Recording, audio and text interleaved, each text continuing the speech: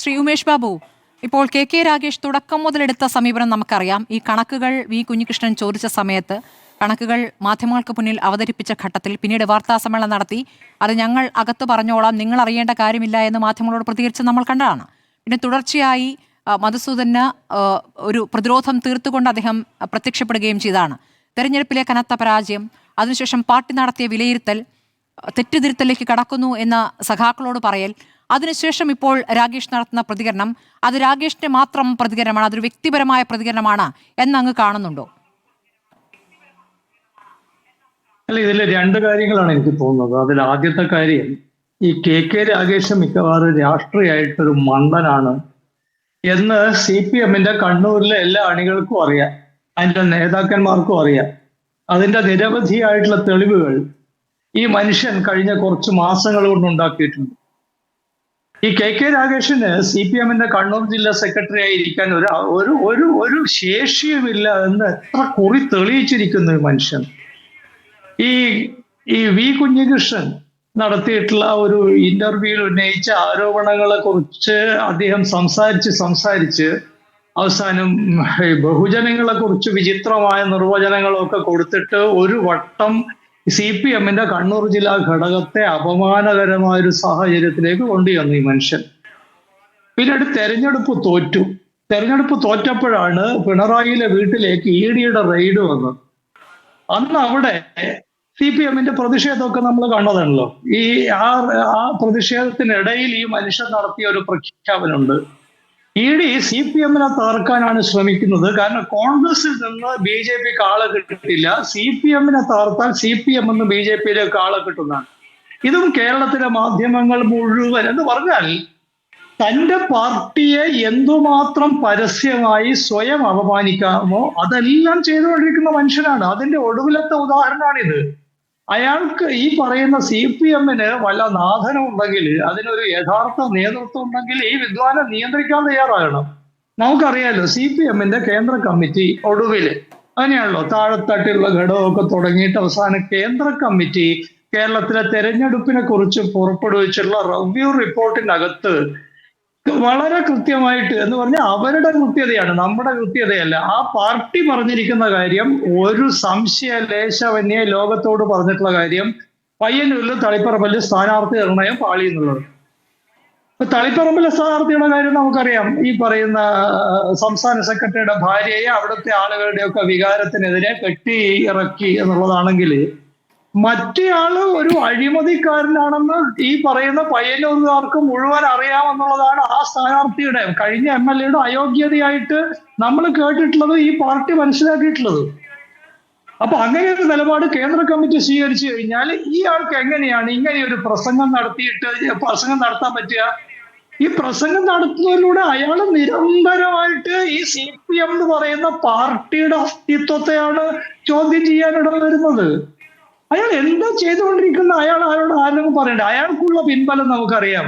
അയാള് എല്ലാവർക്കും അറിയാവുന്നതാണ്. ശ്രീമാൻ പിണറായിയുടെ ഒരു വെറും നോമിനി ആയിട്ട് കണ്ണൂരിലേക്ക് നൂലിൽ കെട്ടി ഇറക്കി എന്നുള്ളതാണ് കണ്ണൂരിലെ CPM-ന്റെ ഇപ്പോഴുള്ള ഏത് നേതാവിനോടും നിങ്ങൾ സ്വകാര്യമായി ചോദിച്ചാൽ പറഞ്ഞു തരും. ഇയാള് അസഹനീയ തെരഞ്ഞെടുപ്പ് പരാജയത്തിന് ശേഷം കെ രാഗേഷ് എന്ന് പറയുന്ന ജില്ലാ സെക്രട്ടറിയുടെ സാമൂഹ്യ മാധ്യമ പേജുകൾക്കകത്ത് നൂറുകണക്കിന് CPM-ന്റെ അണികളും അനുഭാവികളും വന്നിട്ട് പറഞ്ഞ തെറികൾ കേട്ടിട്ട് നാണം തോന്നാത്ത ഒരു ജില്ലാ സെക്രട്ടറി പാർട്ടിയുമാണിത്.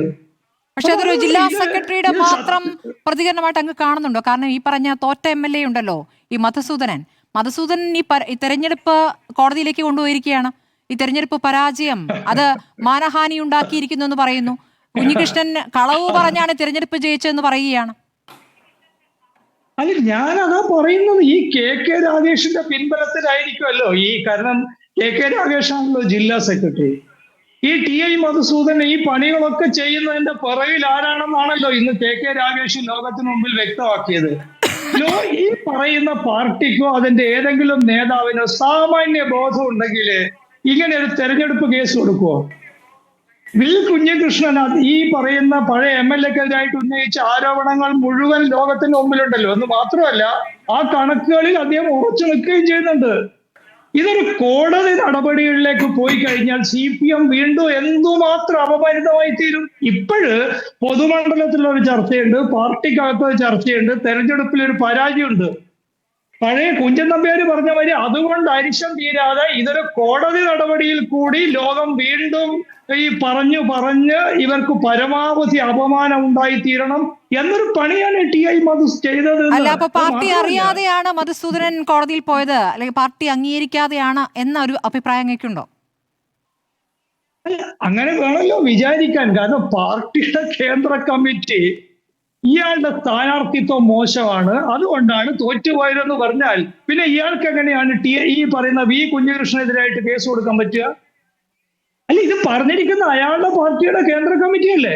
എന്ന് പറഞ്ഞാൽ നമ്മളൊക്കെ മനസ്സിലാക്കിയനുസരിച്ച് CPM-ന്റെ പരമോന്നത നേതൃസമിതിയാണ് ഈ കേന്ദ്ര കമ്മിറ്റി എന്ന് പറയുന്നത്.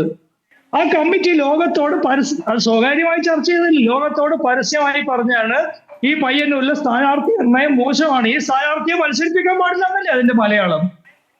അങ്ങനെ മത്സരിപ്പിക്കാൻ പാടില്ലാത്തൊരു സ്ഥാനാർത്ഥിയെ മത്സരിച്ചപ്പോൾ പഴയ ഒരു പാർട്ടി നേതാവ് തന്നെയായിട്ടുള്ള ശ്രീ V കുഞ്ഞികൃഷ്ണൻ UDF-ന്റെ പിന്തുണയോടെ മത്സരിച്ച് ജയിച്ചു എന്നല്ല CPM-ന്റെ കേന്ദ്ര കമ്മിറ്റി പറഞ്ഞത്. അതിനെതിരായിട്ട് ആൾക്ക് എങ്ങനെയാ കേസ് കൊടുക്കാൻ പറ്റുക? അയാൾ പറയുന്നത് V കുഞ്ഞികൃഷ്ണൻ ലോകത്തോട് കളവ് പറഞ്ഞ് ജയിച്ചു. അങ്ങനെയാണെങ്കിൽ ഇയാൾ ആദ്യം ചെയ്യേണ്ടത് എന്താണ്? CPM-ന്റെ കേന്ദ്ര കമ്മിറ്റിയെ V കുഞ്ഞികൃഷ്ണൻ തെറ്റിദ്ധരിപ്പിച്ചെന്ന് പറയേണ്ടി വരില്ലേ? ആരെ തെറ്റിദ്ധരിപ്പിച്ചത്? CPM-ന്റെ കേന്ദ്ര കമ്മിറ്റി ആരാണ് ഇങ്ങനെയൊരു ഇലക്ഷൻ റിവ്യൂ ഉണ്ടാക്കിയിട്ട് പ്രസിദ്ധീകരിക്കാൻ വേണ്ടി CPM-ന്റെ കേന്ദ്ര കമ്മിറ്റിയെ തെറ്റിദ്ധരിപ്പിച്ചത് ആരാണെന്ന് ഈ KK രാഗേഷും അയാളുടെ ശിഷ്യനായിട്ടുള്ള ഈ TI മധുസൂദനും പറയണ്ടേ ലോകത്തോട്?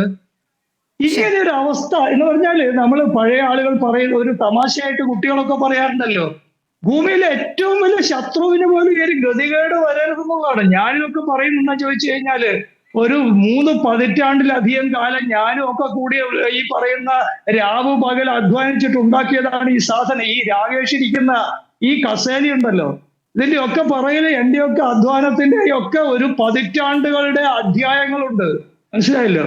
എന്നിട്ട് ഈ വിദ്വാനും ഇയാളുടെ ശിങ്കിടികളും ചേർന്നിട്ട് ഇതിനെ നിസ്സാരമായിട്ട് നശിപ്പിക്കുക ചെയ്യുന്നത്.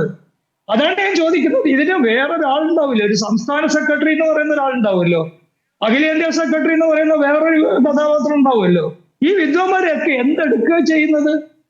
ഇത് പഴയ പാർട്ടി, എനിക്കറിയാവുന്ന, ഞാൻ ഒറ്റ കാര്യം കൂടി, എനിക്കറിയാവുന്ന ഒരു പാർട്ടി പഴയ CPM ആണെങ്കിൽ ഈ പറയുന്ന 2 കഥാപാത്രങ്ങളും ഈ പാർട്ടിക്കകത്ത് ഉണ്ടാവില്ല, നടപടിക്ക് വിധേയമായിട്ടുണ്ടാവും. ശരി, പരസ്യമായിട്ട് CPM-നെ പൊളിക്കാൻ ED വന്നിരിക്കുന്നു. കാരണം CPM-ന് ചെറിയ തളർച്ചയുണ്ടായാൽ ആളുകളൊക്കെ BJP-യിലേക്ക് പോകും എന്ന് പറയുന്ന ഒരുത്തൻ എങ്ങനെയാണ് പിന്നീട് CPM-ന്റെ ഒരു നേതാവായിട്ട് പോട്ടെ? അവർ പറയുന്നുണ്ടല്ലോ ഇന്ത്യയിലെ ഏറ്റവും കരുത്തുറ്റ ഘടകമാണ്, അതൊക്കെ കെട്ട് കഥയാണെന്ന് ഇപ്പൊ നമുക്കറിയാലോ. കണ്ണൂർ ഘടകം എന്നൊക്കെ പറയുന്നതിന്റെ ജില്ലാ സെക്രട്ടറി ആയിട്ട് ഇപ്പോഴും ഇരിക്കുന്നത്. എനിക്കതിന്റെ അണികളോടും അനുഭാവികളോടും പറയാനുള്ളത്, നിങ്ങൾക്ക് ഒരു ലജ്ജയും തോന്നുന്നില്ല എന്നാണ്. ഇതിന്റെ ഒരു 2ാം ഭാഗമുണ്ട്, ഞാൻ 2ാമത്തെ ഭാഗം പിന്നീട് പറയാം. ശരി.